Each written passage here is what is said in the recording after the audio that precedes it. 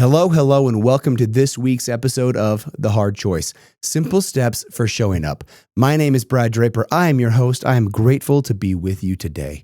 I'm grateful that you showed up to this episode. I'm grateful that you keep showing up. I'm grateful to be here. I don't record every week. There was a time that I did. I would record just an episode a week and kind of just move along. And then I decided at some point, I don't even know, a year or two ago, to record in clusters, to record in batches. So I'll record 2, 3, 4 episodes at a time. I do this for a specific reason. One, every episode I do, I stay in a flow state. It allows me to move forward faster. It allows me to cluster in and focus my mind versus try and sprint down and get one episode done and try and fit this in every week. It's just clustering things every few weeks. One, it removes the monotony, but two, it allows for a systematic progression. Back in the day, in the lab, in manufacturing, anytime that we could cluster batches together, doing the same monotonous thing over and over and over again in a small confined window, it allowed you to really focus. And not only focus, but become more efficient, become smoother, become more accurate. I do that with recording. I do that with work. I do that with my kids. When I sit down for work, I do work. I don't check emails. I don't check my phone. I don't check anything. I stay locked in for a specific period of time, and I cluster as much as I can in one moment. Think about that in your daily life. Think about that when you are in the process with your family, with your friends, with work, whatever you're doing. Cluster in things, cluster in opportunities, and see how efficient you can actually become. It's quite amazing. You need to attack these things with ruthless effort. That kind of leads into, transitions.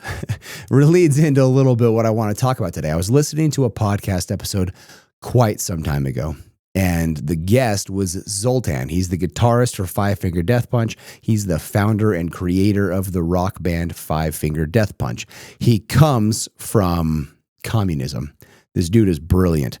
And where he was raised and where he comes from, they kind of slot you based off of your intelligence level, your inclination for things. They slot you for different things. If I remember right, he was slotted to be a physicist. And that's not really what he wanted to do. He had the intelligence for it, but he wanted to play music. And he ended up making his first guitar out of his mom's coffee table. So he built his own guitar and made his own guitar out of her coffee table. And then once the wall fell, he left communism. He started playing music. He started bands, and he created Five Finger Death Punch, which is one of the largest rock bands in their genre in the world, which is super cool. He's the creator of that. He writes the music. He's the founder of the band. And he had said something that I have thought about frequently. And he stated, I'm going to state the same thing to you. He stated, you are a warrior, and a warrior needs battle. Warriors need to attack. They need to attack opportunities. They need to attack trials, strategy, attack opportunities. They need to attack problems. We're built this way.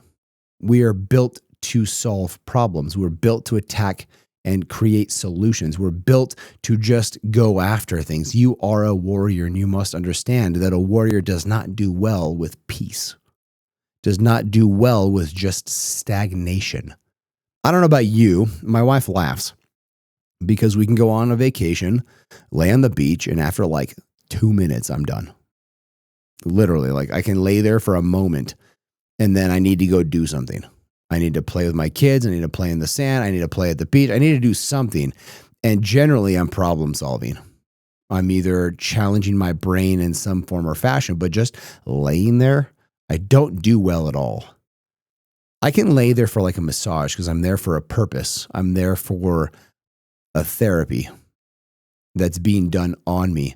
And yeah, you can say laying at the beach is a therapy for the mind. I don't do it well.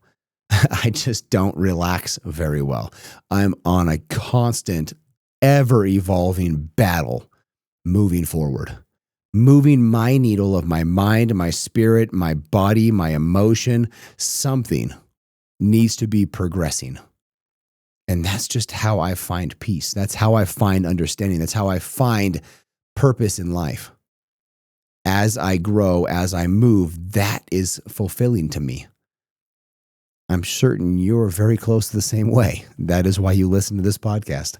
That is why you're listening to these types of podcasts, to further your mind, to learn one other nugget that you can put into your arsenal, put into your tool belt, and then go attack the day. That's what we do. We attack the day. When I get up, when my alarm goes off at 4:30, I get up. Period. There's no question. There's no thought. There's no discussion. I don't think, I'm sore, or I don't know if I want to do this, or I'm tired. I got to bed at midnight or 1 a.m. or whatever it was. When the alarm goes off, I get up and I get after it. I don't negotiate going to the gym. The gym is a part of who I am.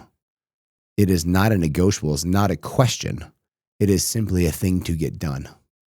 It is simply a check mark on the day.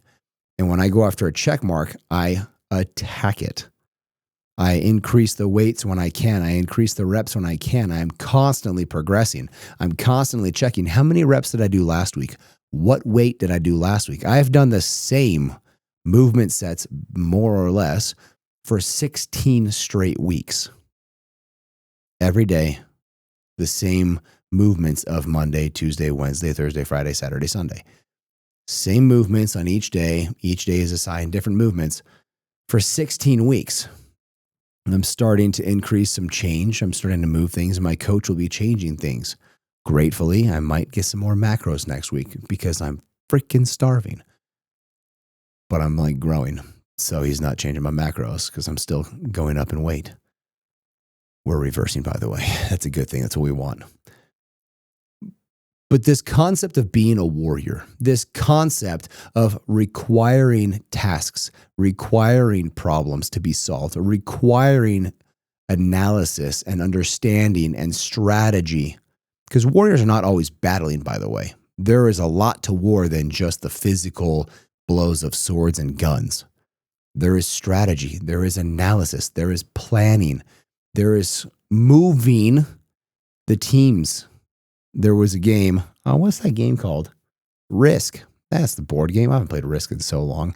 The game is forever long. That was kind of like the game we played for New Year's Eve because it could be long enough. 4, 6, 8, 10, 12 hours pretty easily. And I remember playing that game, but I was always like 5 steps ahead of everybody else. I was planning so many other things than just what the board presented. That's, by the way, how business is. Fun fact, in most cases, your competition, the people you're going against, all these businesses that you see, at least the ones that are moving forward, they are years in the planning. For whatever you see now, they started planning 1, 2, 3, 4, 5 years ago. And then they execute. It just took that long to execute. Some things take 6 months. Some things take years. Our company, for instance, has what do we need done in the next week, in the next month, in the next 6 months, in the next year, in the next 5 years, in the next 10 years. We are aiming for these goalposts, these timelines so far out, and how important it is to understand the strategy that took place. It wasn't just a shoot from the hip because it sounded cool at the time. There was dynamic decision being made all along the way. That's a part of war. That's a part of attacking. It's not always just all the time. Sometimes it's sit down and meditate. What direction are we going? What needs to occur so I can get to X? What needs to change so we can do Y? What must happen in my life, in my employee's life, in my partner's life, my business partner, my familial partner, my romantic partner, whatever? What needs to change? What needs to occur? What needs to happen? And then the ultimate question of what do you want?